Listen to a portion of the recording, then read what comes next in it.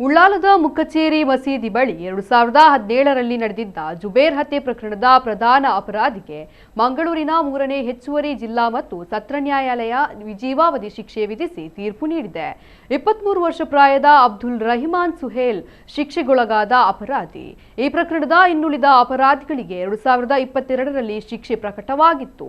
2017 October 4ರಂದು ರಾತ್ರಿ ಮುಕ್ಕಚೇರಿ ಮಸೀದಿ ಎದುರು ಜುಬೇರ್ ತನ್ನ ಗೆಳೆಯ ಇಲಿಯಾಸ್ ಜೊತೆ ಮಾತನಾಡುತ್ತಿದ್ದಾಗ ಸುಹೇಲ್, ನಿಜಾಮ್, ಮುಸ್ತಾಫ್, ಅಲ್ತಾಫ್, ಆಸಿಫ್, ನಾಜೀರ್ ಎಂಬುವವರು ಮಾರಕಾಯುಧಗಳಿಂದ ಜುಬೇರ್ ಅವರನ್ನ ಕಡಿದು ಕೊಲೆ ಮಾಡಿದ್ದರು. ಈ ಸಂದರ್ಭ ತಡೆಯಲು ಬಂದ ಇಲಿಯಾಸ್ ಅವರಿಗೂ ಕಡಿದು ತೀವ್ರ ಸ್ವರೂಪದ ಗಾಯವನ್ನ ಉಂಟು ಮಾಡಿದ್ದರು.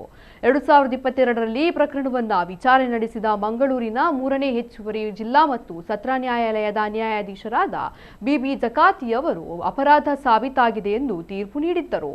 2ರಿಂದ 4ನೇ ಆರೋಪಿಗಳಾದ ನಿಜಾಮ್, ತಾಜುದ್ದೀನ್, ಮುಸ್ತಾಫ್ ಎಂಬುವರನ್ನ ಜುಬೇರ್ನನ್ನ ಕೊಲೆ ಮಾಡಿರುವುದು ಹಾಗೂ ಇಲಿಯಾಸ್ಗೆ ಹಲ್ಲೆ ಮಾಡಿರುವುದು ಸಾಬೀತಾಗಿತ್ತು. 6ನೇ ಆರೋಪಿ ಆಸಿಫ್ ಮತ್ತು 7ನೇ ಆರೋಪಿ ನಾಜೀರ್ನನ್ನ ಖುಲಾಸೆಗೊಳಿಸಿ ತೀರ್ಪು ಪ್ರಕಟಿಸಿದ್ದರು. 5ನೇ ಆರೋಪಿ ಅಲ್ತಾಫ್ ಮೃತಪಟ್ಟಿದ್ದ. ಪ್ರಕರಣದಲ್ಲಿ ನ್ಯಾಯಾಲಯದಿಂದ ಜಾಮೀನು ಪಡೆದು ವಿಚಾರಣೆಯ ಅಂತಿಮ ಹಂತದಲ್ಲಿ ಅಬ್ದುಲ್ ರಹಿಮಾನ್ ಸುಹೇಲ್ ತಲೆಮರೆಸಿಕೊಂಡಿದ್ದ. ಇದೀಗ ಆತನನ್ನ ಬಂಧಿಸಿ ನ್ಯಾಯಾಲಯಕ್ಕೆ ಹಾಜರುಪಡಿಸಲಾಗಿದೆ.